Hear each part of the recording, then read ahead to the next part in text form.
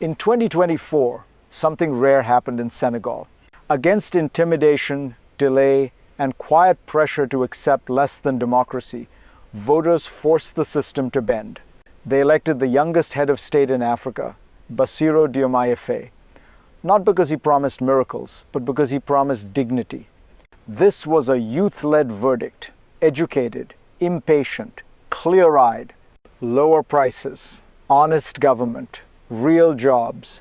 For a brief moment, Senegal looked like a counterexample in an age of democratic decay. No coup, no strongman, no shortcuts, just ballots and courage. Then came the number, $13 billion, hidden debt, a fiscal trap laid in silence. Suddenly, hope met arithmetic, and arithmetic is unforgiving. As Faye took office and Ousmane Sonko moved into power beside him, a question emerged that will define everything that follows. Can democratic renewal survive economic reality? If this story matters to you, stay with me. Because what Senegal is facing next is not just political, it's structural. What exactly did voters ask for when they chose change? Not ideology, not rupture for its own sake. They asked for something more basic and far harder. Affordability in a country where daily life has become more expensive than wages can absorb. Accountability in a system where power too often shielded itself from consequence. Jobs for a young population that did everything it was told, studied, waited, hoped, and was rewarded with stagnation. The new leadership inherited a moral mandate, not a blank check. And that distinction matters because democratic legitimacy creates expectations faster than institutions can deliver. Ballots move quicker than budgets. Hope moves faster than revenue.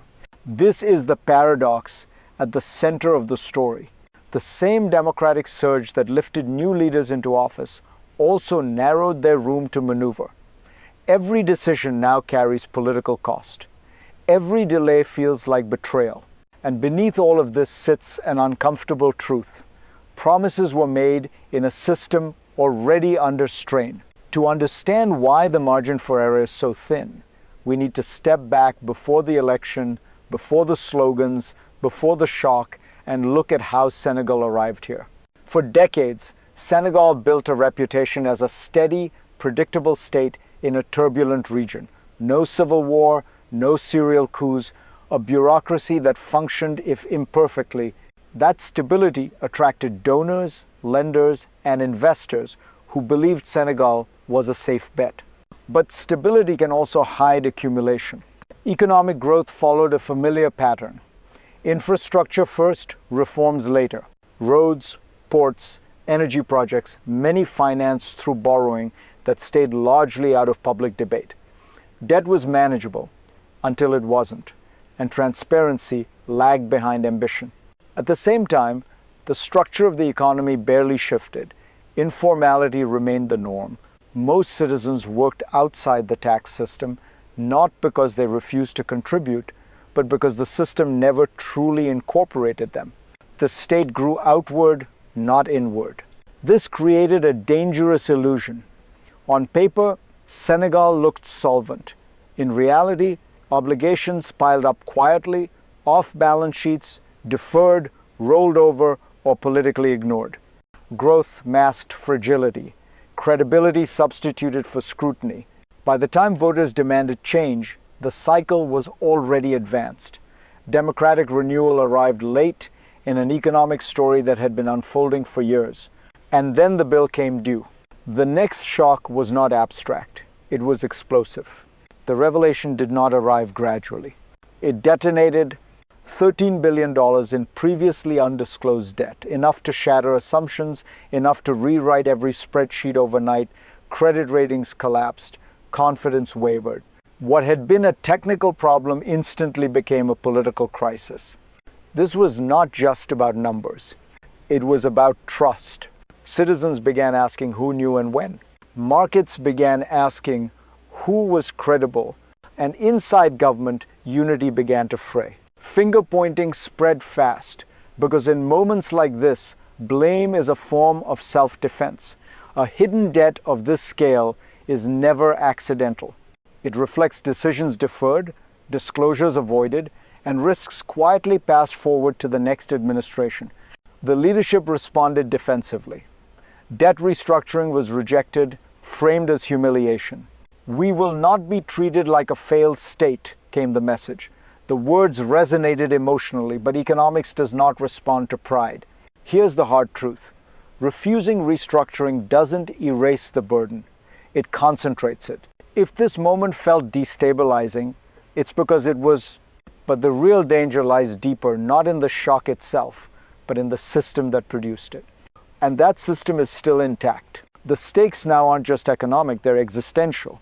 The voters have spoken. The mandate for change is clear.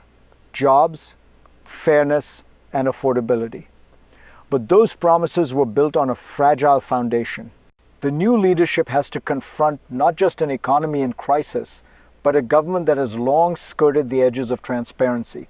The pressure is immense, and the clock is ticking. Sonko, who rose to power with the promise of renegotiating Senegal's relationships with foreign powers, faces the bitter irony of his campaign. To demand sovereignty from the outside world, he first has to confront the internal debts that threaten the country's autonomy. What does it mean to be sovereign if you can't balance your own books? Meanwhile, Faye stands in the unenviable position of trying to maintain democratic legitimacy while also placating an electorate that isn't just dissatisfied, they're scared. It's one thing to demand change. It's another to manage the repercussions of a nation in fiscal peril.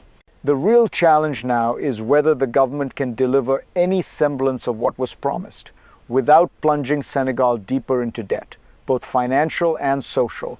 Senegal is at a crossroads, and its leaders must decide whether to risk everything on reform or protect everything by accepting the status quo.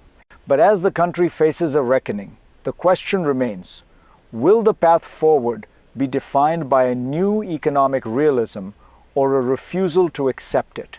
As the world watches Senegal, one thing becomes clear. The country's struggle is not just about numbers, it's about identity.